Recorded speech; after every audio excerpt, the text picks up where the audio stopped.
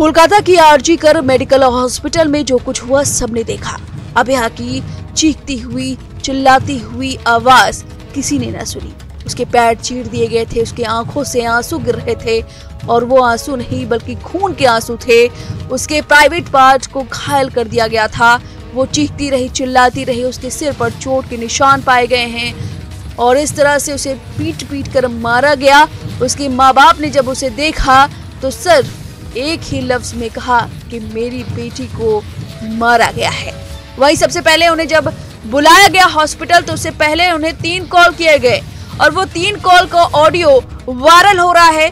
उसमें क्या कुछ कहा गया अस्पताल की तरफ से किसने फोन किया, उस फोन कॉल में क्या कहा गया, इस 3 कॉल में क्या पर्दाफाश हुआ है, आज हम आपको बताएंगे। इस 3 कॉल ने सारी गुत्थी सुलझा दी है और लापरवाही और साजिश की भी बू इस ऑडियो से सामने आ रही है। आपको बता दें कि आरजी मेडिकल कॉलेज में क्या कुछ हुआ था और उसके बाद बताएंगे कि इस ऑडियो में क्या कुछ सामने आया है। आरजी मेडिकल कॉलेज में 9 अगस्त की सुबह सब कुछ ठीक नहीं था। उस दिन एक लाश मिली थी, जिसके रूह कपाने वाली विभत्स लाश मिली थी और फिर जब सबने देखा तो उसकी रूह आज भी कांपी हुई है। उसके साथ बर्बरता हुई थी एक जूनियर डॉक्टर जो सपने देख रही थी, गरीब परिवार से आई हुई थी और अब कुछ वो बड़ा करना चाहती थी, लेकिन उसके पीछे बहुत से लोग पड़ गए थे, ऐसा कहा जा रहा है। एक थ्योरी सामने आ रही है। संदीप घोष को संदिग्ध बताया जा रहा है। ऐसा कहा जा रहा है कि संदीप घोष ही उसके पीछे पड़ा हुआ था। संदीप घोष आरजी कर मेडिकल अस्पताल में घिनौना काम करता था, अंग तस्करी करता था, साथ में सेक्स वर्कर का काम भी करवाता था, इंटर्न से उनसे पैसे वसूलता था और जब ये सब नहीं मानती थी इंटर्न्स या जूनियर डॉक्टर्स तो उनके साथ बर्बरता करता था या उन्हें परेशान करता था और यही हुआ अभया के साथ। ये एक थ्योरी सामने आई है, हालांकि इसकी अभी पुष्टि नहीं हुई है, लेकिन संदीप घोष इस समय सीबीआई की जांच में चल रहा है। उससे लगातार पूछताछ हो रही है, पॉलीग्राफी टेस्ट भी करवाया गया है। वहीं संजय रॉय का भी एक वीडियो सामने आया है जो कि सीसीटीवी फुटेज है। उसके कंधे पर एक नेक बैंड है जो कि जब वो अंदर सेमिनार हॉल में जाता है तो वहां टूट कर गिर जाता है। इसकी पुष्टि उसने खुद की है पॉलीग्राफी टेस्ट में। साथ में उसने ये भी अब यू टर्न ले लिया है कि उसे फंसाया जा रहा है।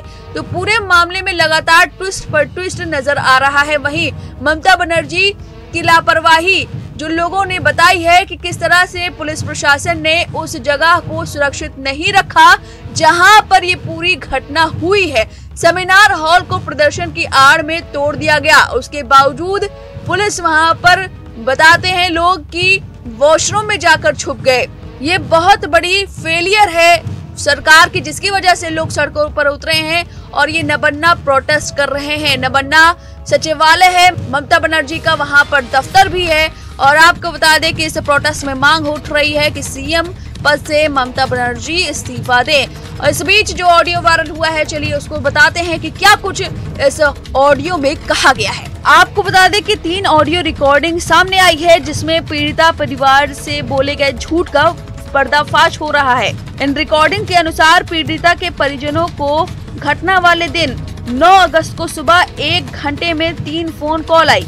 पहले उन्हें बताया कि आपकी बेटी बीमार है, जल्द अस्पताल आ जाइए। तीसरी फोन कॉल में परिवार को पीड़िता के आत्महत्या करने की बात कही गई। हाईकोर्ट में भी पीड़ित पक्ष के वकील ने इसका दावा किया था। फोन कॉल में एक महिला के साथ पुरुष और एक अन्य महिला की आवाज सुनाई दे रही है। आवाज बंगाली में है। दावा यह है कि ऑडियो घटना के दिन पीड़िता के माता पिता के साथ के अस्पताल की ओर से की गई बातचीत की है। हालांकि यह साफ नहीं है कि ये तीनों ऑडियो क्लिप एक ही फोन कॉल का हिस्सा है या अलग अलग फोन कॉल का है। हम अपनी आवाज में आपको बताएंगे कि किस तरह से पहले फोन कॉल में क्या बातचीत हुई, दूसरे फोन कॉल में क्या बातचीत हुई और तीसरे फोन कॉल में क्या बातचीत हुई। तो सबसे पहले फोन कॉल आता है, एक महिला की आवाज सुनाई पड़ती है। पीड़िता के पिता फोन उठाते हैं। महिला कहती है, आपकी बेटी की तबीयत खराब हो गई है, क्या आप लोग तुरंत आ सकते हैं? पीड़िता के पिता कहते हैं, क्यों, क्या हुआ है? महिला कहती है, उसकी तबीयत खराब है, हम उसे भर्ती कर रहे हैं, आप लोग क्या तुरंत आ सकते हैं? पिता कहते हैं, क्या हुआ यह बताओ। महिला कहती है, यह तो डॉक्टर बताएंगे जब आप लोग आएंगे। हमने आपका नंबर जुगाड़ किया है और आप लोग जल्दी आ जाइए। ये फोन कॉल होता है और उसके बाद दूसरा कॉल जो आता है, 1 ही घंटे में दूसरी कॉल आती है। महिला कहती है आपकी बेटी की हालत बहुत खराब है, आप जितनी जल्दी हो सके आ जाइए। पिता कहते हैं क्या हुआ ये बताओ। महिला कहती है या डॉक्टर बताएंगे, आप जल्दी यहाँ आ जाइए। पिता कहते हैं आप कौन है यह बताइए। महिला फिर कहती है मैं असिस्टेंट सुपरिटेंडेंट हूँ, मैं डॉक्टर नहीं हूँ। पिता कहते हैं क्या वहाँ कोई डॉक्टर नहीं है। महिला कहती है हम आपकी बेटी को इमरजेंसी में ले आए हैं, आप आकर संपर्क करें।